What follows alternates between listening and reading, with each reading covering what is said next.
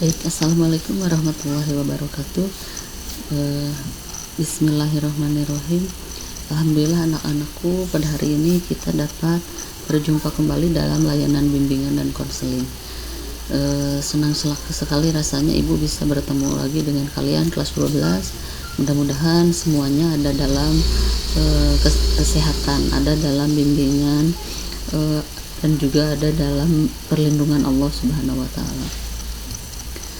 Baik, pada pertemuan yang pertama kali ini Ibu akan mensosialisasikan terlebih dahulu mengenai program bimbingan dan konseling di Mandua Garut, khususnya untuk kelas 12.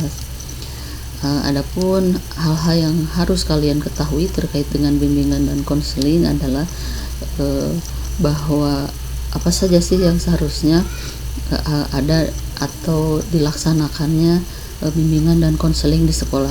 Ini mengingatkan kembali ya bahwa dalam layanan bimbingan dan konseling itu hal-hal yang disampaikan adalah terkait dengan 1 bidang pribadi, 2 bidang sosial, 3 bidang belajar, dan keempat adalah bidang karir.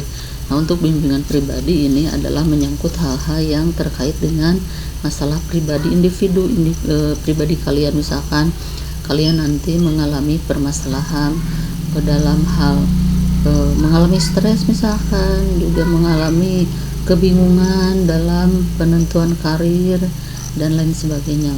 Sedangkan dalam bidang sosial nanti terkait dengan masalah bagaimana kalian dapat menyesuaikan diri dengan kelompok, menyesuaikan diri dengan keluarga, masyarakat, dan lainnya. Kemudian yang ketiga adalah bimbingan belajar. Nah, ini penting juga untuk kalian perhatikan terkait dengan bagaimana proses pembelajaran itu agar tetap efektif gitu ya. Belajar itu kemudian ada peningkatan prestasi dari satu semester ke semester berikutnya. Nah, ini juga terkait dengan belajar. Kemudian bagaimana kalian tetap memicu motivasi supaya kalian tetap bisa belajar dengan efektif meskipun dalam kondisi pandemi atau kondisi belajar daring atau online gitu ya. Ini penting diperhatikan. Kemudian yang keempat adalah bimbingan karir. Nah, ini untuk kelas 12 adalah porsi yang paling banyak diberikan nantinya terkait dengan bimbingan karir. Bimbingan karir nanti menyangkut bagaimana kalian memilih apakah nanti kalian setelah selesai sekolah di Mandua itu akan istilahnya itu bekerja atau harus kursus atau meneruskan studi ke perguruan tinggi. Karena hal ini banyak sekali permasalahan di kelas 12 biasanya terkait dengan pemilihan apakah harus melanjutkan studi, kalau bekerja misalkan bekerja dalam bidang apa, kemudian kalau juga kursus apa, kemudian juga memilih perguruan tingginya itu apakah perguruan tingginya itu di negeri atau di swasta. Kemudian kalau kita memilih kuliah, kalian nanti pilih kuliahnya itu harus jurusan apa begitu kan ya. Itu biasanya yang sering membuat kelas 12 itu merasa bingung begitu ya. Nah, ini keempat bidang ini silahkan nanti kalian jika memerlukan suatu bantuan kalian dapat istilahnya itu konsultasi dengan ibu. Kalau selama pandemi ini boleh lewat chat WA misalkan ataupun lewat media sosial lainnya yang kalian anggap mudah untuk mengaksesnya. Itu kalian jangan khawatir atau jangan ragu-ragu untuk konsultasi dengan ibu terkait dengan permasalahan ini ya. Nah, berikutnya tentang jenis layanan bimbingan dan konseling. Nanti layanan BK bisa dilakukan secara individu, secara kelompok, dan juga secara klasikal gitu ya. Secara individu, kelompok, dan juga klasikal. Individu tentunya ini kalian bisa dilakukan secara perseorangan. Kalau tatap muka mungkin ke ruang BK ya, satu orang, tapi kondisi pandemi kalian boleh via chat, boleh telepon, dan lain sebagainya.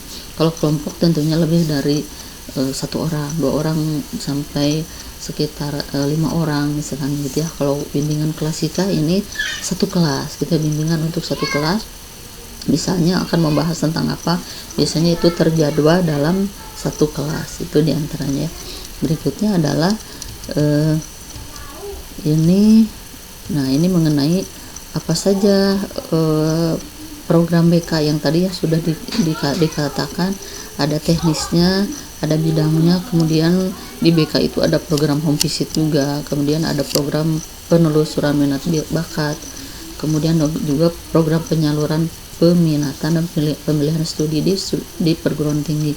Ini yang banyak ditekankan untuk kelas 12 ya, penelusuran minat bakat juga, kemudian penyaluran minat bakat dan juga penyaluran pemilihan peminatan studi di perguruan tinggi. Ini yang penting ya, nanti pemilihan jurusan yang tepat apa, bagaimana supaya lolos SNMPTN gitu ya, lolos SBMPTN, nah begitu ya, dan juga jalur-jalur yang lainnya.